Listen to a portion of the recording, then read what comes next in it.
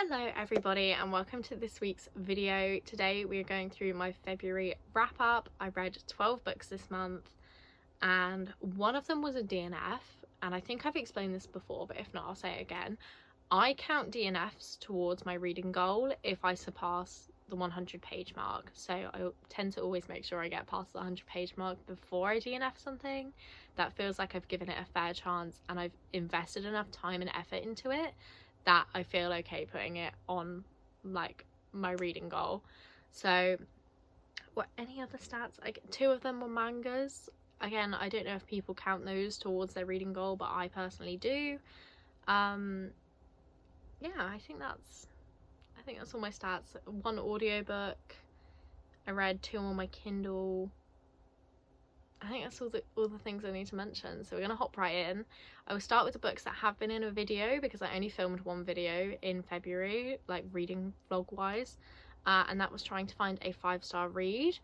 So let's start with those. So these aren't in order when I read them, but that's fine. I read The Friend Zone by Abby Jimenez. This is my first Abby Jimenez book and I was not disappointed. So this follows Kristen and Josh, who are sort of frenemies. They are the maid of honor and the best man at their friend's wedding, which isn't a massive part to be fair, but that explains why they're in town at the same time. Kristen is actually dating someone already as the story starts, but he is long distance with her because he's in the military, I believe, and she basically says to him, if you re-enlist, we're done. I can't keep doing this. I need a present boyfriend in my life. But whilst her and her boyfriend are having these discussions, she's also got Josh, who's decided to be her carpenter for her business she's running, who is now constantly at her house. He moves in with her at one point, and like there's definitely some tension there. She's definitely interested in him while she has a boyfriend. So that's the only bit of this I found a bit dodgy. There's a section where she's getting all hot and bothered over, not hot and bothered, is that what I mean? Like, she finds him really attractive when he's showing off his gun collection, or the gun he owns or something. I personally don't find that attractive. I thought that was quite off-putting, so I didn't agree with that. And I think there's a few times where he calls her woman, which I just don't like. That's never a term that I enjoy. But I gave this overall a 3-star. Was very much a run-of-the-mill romance for me. There was a section at the end where the stakes upped significantly and it sort of took me off guard, which I really enjoyed, that sudden change of what was happening and this dramatic thing that's happened, but I will not mention what it is because obviously that is a spoiler. So I gave this a 3-star overall, and I will definitely be reading more Abby Jimenez because I own all of her books and I've pre-ordered her new book. That was prior to me having read this, so I'm very excited about that. Also, I'm really sorry if you can hear my computer. I've got my phone leaning against it and I can hear the fan, so you might be able to hear the fan. Then I have got The Favourites by Lane Fargo. This is a tell-all about a scandalous ice dancing couple. Need I say more? It's so good. This follows Kat and Heath, who are childhood friends. They work their way up from nothing to becoming Olympic ice dancers, and this shows all of the scandal and toxicity and everything that could possibly go wrong on their rise to fame, and it's just so good. It's done in the style of a documentary, so at the start of each chapter you have a little can I find it? That would be handy. A little interview section, but these are not from Kat and Heath. These are from other people explaining from their perspective what they think happened, and then you get obviously the chapters from Kat's perspective explaining what actually happened. And this was just so good. It gave me Magnolia Parks vibes in the toxicness of everything happening. So, and obviously like the famous aspect, because Magnolia is kind of famous like as a model. But this was just so good. It was very surprising to me, but I gave this a 5-star. It was so good. I feel like everyone has read this now and everyone's really like highly rating it. So definitely read this if you haven't already. Then a bit of switch in pace. We've got Half a Soul, which is a fantasy, kind of romantasy, but mainly fantasy, from the Regency Fairy Tales. This is book 1 by Olivia Atwater. This follows Dora, who her mum promises her soul to a fairy king, I think. And as he's trying to take it away, Dora's cousin like snips it in half. So she's left with half a soul and the other half is with the fairy. And this was really cute. I did really enjoy it. There's some, again, I annotated this. I'm really on an annotating buzz right now. But there's some really good descriptions of how without the other half of her soul, Dora can't really feel things to their full extent. Like, she can tell that she's meant to be feeling a certain way, but it's so suppressed within her that she's just like completely blank most of the time. And like, she doesn't think she can feel love or joy or even sadness. She can't feel anything, which I really enjoyed. It definitely, is it weird to say it hit home? But yeah, I really enjoyed this. I gave it a 3.75. You can tell it's the first in a series, like you can tell it's building to something, and it didn't quite hit the mark for me. But I'm gonna continue the series. I have all 3 books, so I'm gonna continue it. I did like it. I like the characters, you know, Dora, her cousin, what's his name, Lord Saucier, he was in it. I like him quite a bit. He's very funny. But yeah, and this isn't really something I would tend to pick up. This is a historical fantasy. I don't tend to lean towards anything historical because I'm just not interested. But I did really enjoy this, so happy to continue. Then we have got Happiness for Beginners by Catherine Center. I read this because I watched the movie and I didn't realise it was a book first. So I wanted to go back and read this to see if it held up. And it follows Helen, who is, I think she's almost 30, or she is 30. She's going through a divorce. She basically doesn't know who she is anymore. Like, she doesn't really feel strong in herself or her decisions or anything. So she goes on a wilderness survival course to try and build up her confidence again and find herself. And her brother's best friend ends up being on this course as well, and he's had a crush on her since he was 16. So there's definitely a little romance in this. I did enjoy this. I preferred the movie, which I feel like is blasphemous to say on a book channel, but it's true, I did. And I can't really remember anything important that happened in it, so I think my rating of 3-star is pretty accurate here because I don't remember anything about it. I know I liked it, but I didn't love it, so 3-star, and that's probably one of the worst book reviews I've ever given because I know nothing about what happened in this book. So there's that one. Then I've got Tales from the Cafe. This is the second book in the Before the Coffee Gets Cold series. This is 4 short stories put in one that all take place in this magical cafe where if you sit in a specific chair, you've got until your coffee goes cold to go back in time and talk to people in your past, but you can't change anything. I gave this a 4-star. I gave the first one a 5, so obviously I was very excited to go into the second one. It was very samey. Obviously it's going to get quite repetitive with the same sort of story beats in every short story in this series, which I'm hoping doesn't kill the vibe for me because there are another 3 books for me to read and I really want to love them. But yeah, it was just very samey. I still love the premise and the execution. It's all about introspection and reflecting on your past and realizing it's actually okay that what's happened has happened and there's nothing you can do about it. You just need to be okay with what's happened. So I did really love this. What would my favorite one be from this one? Whee! Oh my god, so many pages. I think my favorite in this one was The Lovers, but I won't go into too much detail because I do get them a little bit jumbled in my mind because, as I said, they're all quite similar story beat wise. So definitely recommend reading this though if you liked Before the Coffee Gets Cold.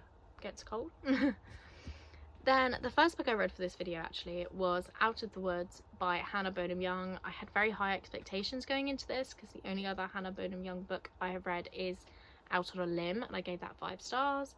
But this one just didn't hit for me. It's another one where it's like on a wilderness survival course, so it was quite similar to Happiness for Beginners, which is maybe why my ratings of both of those books have been lowered a bit, because I read similar books at a similar time. But this follows high school sweethearts Sarah and Caleb. They've been married for like 17 years, I think, because they got married really young, and the spark has sort of fizzled, so Sarah decides they should go on a wilderness retreat to try and reignite that spark with each other, to get back to basics and realise that they do love each other, they want to stay together. So it was really cute, it was nice. But again, I think this is sitting at about a 3-star for me. There was just nothing that like boosted it. There was no 5-star feels, there wasn't even 4-star feels. I was pretty set on 3-star from the get-go with this, so it's a shame because I wanted to love this but I just didn't. So although I do enjoy that on the cover, because I used to have hair like this, they look like me and my boyfriend, so I did enjoy that. And my poor friend I was with when I was reading this, I just kept saying that. I was like, oh look, it's me and my boyfriend. So, but that's, you know, that doesn't actually equate to anything, so there's that. I guess a brief intermission to talk about the manga I read. So I read My Love Mix-Up volumes 8 and 9. These are the final 2. I'm very sad to have finished this series because I did love it. Volume 8, nothing really happened for me, so I gave this a 3-star. Obviously I'm not going to go into too much detail because I've talked about this series quite a lot, and this is like the final 2 in the series, so I don't want to spoil anything. And then volume 9 I did enjoy quite a bit. It was very like, not nostalgic, but like kind of nostalgic because they're finishing high school, so it was really cute. I really enjoyed this, so I gave volume 8 a 3-star and volume 9 a 4-star, and this is the only 3-star I gave in the whole series. The rest have all been 4 stars, so highly recommend if you want a cute little romance. It's also a queer romance, so ticking the boxes. I did thoroughly enjoy it. I'm so sad I'm done with it. Then the final few books I read were just for my own entertainment. I read Three's a Crowd by Christy McKellen, and this is the book I DNF'd, which is ridiculous because it's only like 200 pages long. I definitely could have finished this, but I just did not like it. There was a lot of cheating and no one acknowledging that it was cheating and that it was bad, and it was, yeah, just not for me. Not for me at all. A lot of cheating.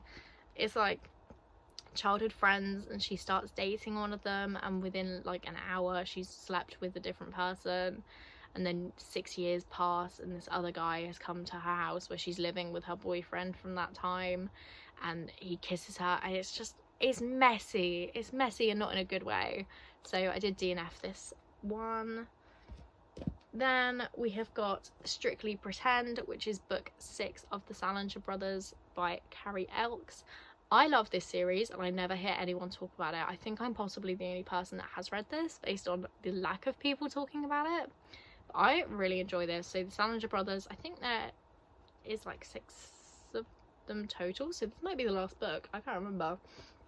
But this one follows Brooks, who owns a family business in I think it's real estate or something. He's like trying to buy a building basically, and it follows Emma, I believe, and they actually meet at a friend's wedding a few years ago, or a year ago, and Emma gets cheated on, and Brooks is kind of her knight in shining armor. He picks her up when she's down, they drink whiskey together, helps her get back to her hotel room. It's really cute. And then a year later he's trying to acquire the building that her bookshop is in, which obviously she's not happy about because it means she has to leave. So that's kind of cute. And then they get invited to another friend's wedding. They have a lot of mutual friends, and they end up going as a couple to try and make Emma's ex-boyfriend, who will also be there, jealous after he cheated on her at this other wedding from a year ago. So I really enjoyed this.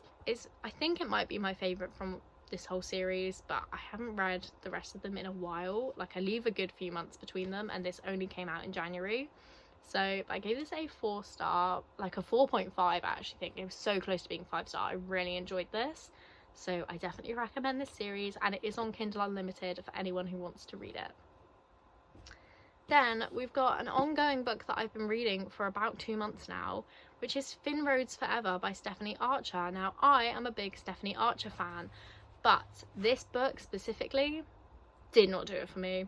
I thought Finn was really immature. I thought Olivia was extremely annoying. And so, again, just immature. Like, she was doing really drastic things, like cutting her hair to try and make him not like her, which obviously isn't going to work because he likes you for your personality. So I just found them both really annoying, which is a shame because this is the last book in the Queen's Cove series. It did pick up a bit towards the end when they finally stopped being like, oh, I don't like you, and they just admitted that they did like each other. So I gave this a 3-star. Maybe a 2.75 is more accurate, but yeah, this was just a bit of a naff ending for a series. So, but again, this series hasn't been my favourite thing. I think most of them have been a 3-star, so pretty run-of-the-mill for that. Then finally I read Fear the Flames by Olivia Rose Darling. This is a fantasy book, I believe. It is an adult fantasy book because I think there is a bit of spice in here, which I do enjoy. And I read this because Sarah and Destiny were reading it for their podcast. That was in January though, and I read this in February. And I don't think Sarah liked it, which I cannot believe because I gave this a 5-star. Am I missing something? Is this a shit book and I just didn't notice? I really enjoyed this. This was really fun. So this follows, I need the character names. What are their names? This follows Elowyn. I'm pretty sure that's how you say it. Who is the lost princess of this kingdom. And she is kind of Games of Thronesy because she is like the mother of dragons. She's got 5 dragons that she's bonded with. And she's trying to get them back. She wants her dragons back. And she ends up like teaming up with Caden, who is like the commander of the like army for this kingdom that she's meant to be queen of. It was just so good. I really enjoyed it. It definitely gave me like not necessarily Powerless vibes, but I don't have anything else to reference, but like I really enjoyed it. And Powerless is another 5-star fantasy for me. I'm not a fantasy girly, so the fact I've got so many 5 stars in fantasy is amazing to me. But yeah, this had great banter. I agree with Sarah Caroli's point on this, which is that they kind of just get a bit horny for no reason. Oh, sorry, that was my laptop making noise. They get a bit horny for no reason and like do it in inappropriate places, like when they're on a mission and stuff, but it's fun. I can happily get behind that. So, but as you can tell, I'm getting lots of messages on my laptop now, so I am going to quickly end this video to avoid any more noise being made. So thank you for watching. If you have any takeaways from this video, I would say is to read Fear the Flames and The Favourites. Those are definitely my top 2 books this month, and I will see you next week with another reading vlog. Bye.